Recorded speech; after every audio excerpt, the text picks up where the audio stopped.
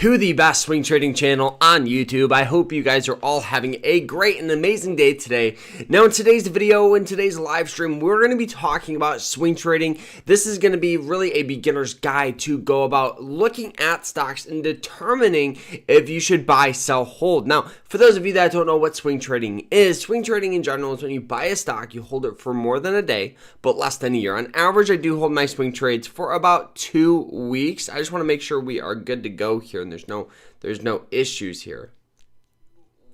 All right, so we are ready to rock and roll. I hope you guys are all having a great day today. But starting off with swing trading, what are some things that you look for? So for me, starting off, I always look for a stock that has some sort of upward trend. I think trends are very, very important. Now, looking at a stock like SUZ here, hey Carter, I'm from the D also. Awesome. That's fantastic.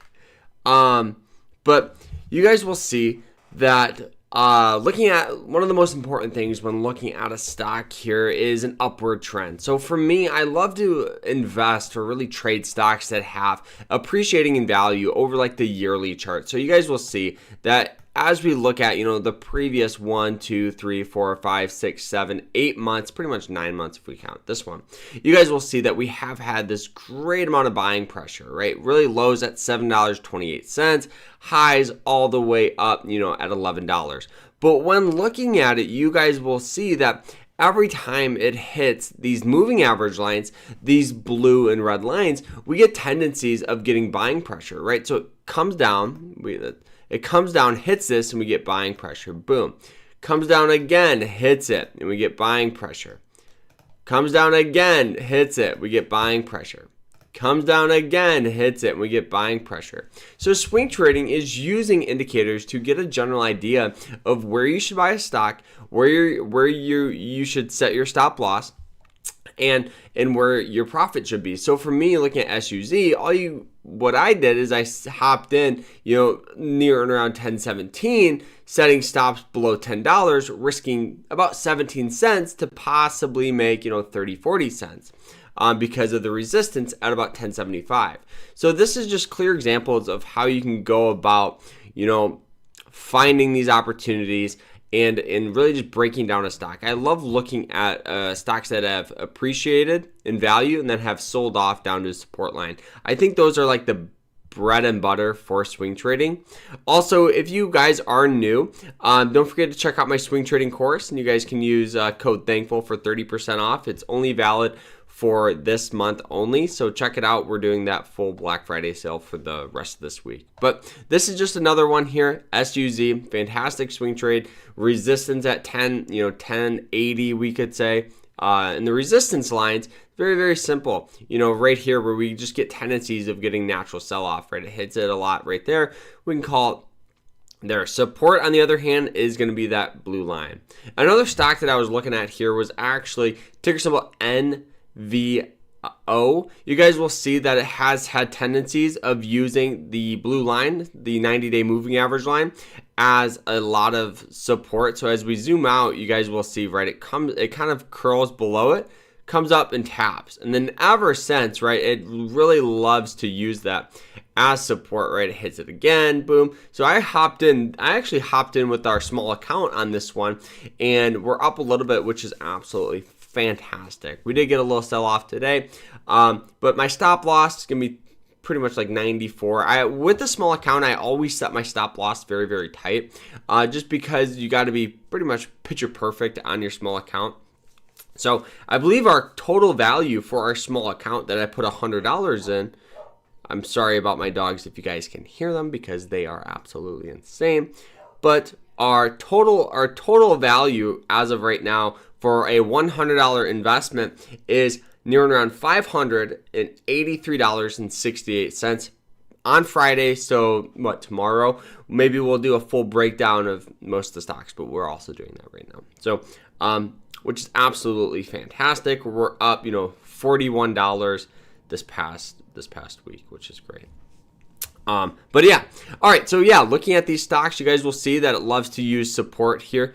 What EMA lines am I using? I use the 90, which is the blue line, and the 200, which is the red line. To add them, it's very, very simple. You can just click this gear icon if you're using Moomoo. Go to Manage Indicators, EMA, and you can adjust them. So you guys will see the 90, the 200, and then as we scroll down, we have the RSI right here, which is the Relative Strength Index. Those are the main two indicators I use, the RSI and moving average lines. I don't love to have my charts completely filled with so many different indicators. I find it more confusing. What chart website do you recommend besides Moomoo? So the charts that I love drawing a blank. I love TD Ameritrade's Thinkorswim. I love Moomoo, Fidelity. I believe its Trading View is pretty good. I love, let's see. The biggest thing is just because something works well for me doesn't mean that it won't work well for you. So just find a broker that you guys like. I just like how Moomoo, you can customize everything. Some people don't like that, but I find it easier to do stuff like that. But yeah, those are the websites or brokers that I normally would recommend. But yeah, so you guys will see we have had this great growth. Hopefully we can get a push up to like 1001, 1002. That would be ideal with that resistance right here. You guys can see it hits it several times. We just get natural tendencies of getting sell off there. So for NVO, that's the overall dream there. One thing I do like is we're getting some buying pressure. You guys can see with that wick there, which is nice. So we already covered SUZ. Next one here is Disney, DIS. Yes, this is a very rare thing that I do, is trade stocks. Trade stocks that have had a downward trend, and that's kind of what Disney has seen. You guys will see that Disney has been getting absolutely annihilated. But the only reason I hopped in on this was because the quarterly chart looked good and it was coming down to that moving average line. So I hopped in, near around $80, seeing if we can get a push up. Yeah, it's one of those things where I don't go heavy into it because, yes, this thing could easily continue to sell off and I would be out on money. But I would set my stops, at 74, risking $6 or so per share. What scanner do I use? So the scanners I use Moomoo's and I use Finvest. I find those very, very the easier ones to use. Are you still trading Sofi? Sofi has had an amazing, as you guys can see, it was the last stock I wanted to cover today. Where'd we go? Right here. Sofi, as we go to the daily chart, you guys will see it hit that support, curled up. What I did, and I regret it. Let me rephrase. I own Sofi for more of a long-term play. I also swing traded it, for those of you that know. We hopped in, we got excellent fill, under $7. It curled up, breaking out of moving average lines, all that stuff. My plan, this is what I thought was happening, right? We had this trend line like that. I hopped out on this trade near and around, this $8 mark. We sold a little bit at that 200 moving average line because it has had, resistance in the past. So I sold a little bit here and then I sold a little bit here. I wasn't expecting this. I wasn't. Yes, you could say there was a little flat, bull flag or whatever, but am I sad that I sold? Not really, because it doesn't. How often does this happen? It doesn't happen quite often. So I would rather just stick to my plan. I already executed everything fantastic, and I've never lost money taking profit. If you always go back and you look at your trades and you're like, oh, I wish I would have bought or sold, up here. Well, yes, in a dream world, I would have loved to, buy at $6, sell at, almost $10 a share. That would be fantastic. But, it really doesn't follow my strategy. I would have to break my rules of my strategy. And then the next stock I do this on, it hits this and it goes back down like that. So yes, I am out for my swing trade. I do own Sofi for more of a long-term play. It's a growth stock. I'm excited to see where it goes. It's a competitor with a lot of financial companies, so I own a little bit for like a long-term deal. So, but yeah, SoFi, what a great move, hitting basic support, like we said at, below $7, curled up. We sold a little bit at that 290-day moving average line, continued to rally, flattened out, and just popped. It was absolutely fantastic. But I am not trading SoFi. The next thing I would look at, a next price zone, actually, I'd probably just hold off for a little bit. Maybe set some alerts, at these moving average lines to see if we can get some more buying pressure there. But yeah, what a great move. Another stock here that we were looking at possibly buying was Google. You guys will see it. What a great executed play, right? We all know we covered this one absolutely fantastic, but then it hit that resistance, sold off down to a 90-day moving average line, and then we had this great growth back up to resistance, which is great, right? Hitting basic 90-day moving average line, curling up. Now, right now, am I buying it at 130? Probably not. I do think we're going to slowly get some sell-off going back down, probably to 128 area. But, I would love to hop in back at, 124. In this range would be a decent play. Starbucks lost $11 billion market value recently. Do you think we should invest in Starbucks or leave it alone? Let's pull it up. I think, what is the ticker? SBUX, I believe? Starbucks right there. Whoops. SBUX. So, all right. So, more if you're looking at Starbucks as a long-term play, let's look at some of the financials here. All right. So, looking at it here, we have increasing revenues, which is nice. We have increasing assets. We have cash flows up quite a lot, actually, at 76%. Now, for a technical swing trade here, for me to look at it, let's just draw it out. One thing I don't like is how, if we go to the year, look at what the stock has done. It really hasn't appreciated. It's kind of been flat. It hasn't been doing much. So we can classify resistance here. And the reason why I say that is because every time it hits, 105, we just get natural tendencies of getting a lot of selling pressure, right? It hits it once, twice, 3 times, 4 times, pretty much 5 times. Buying pressure, on the other hand, the issue with this is it's so extremely volatile.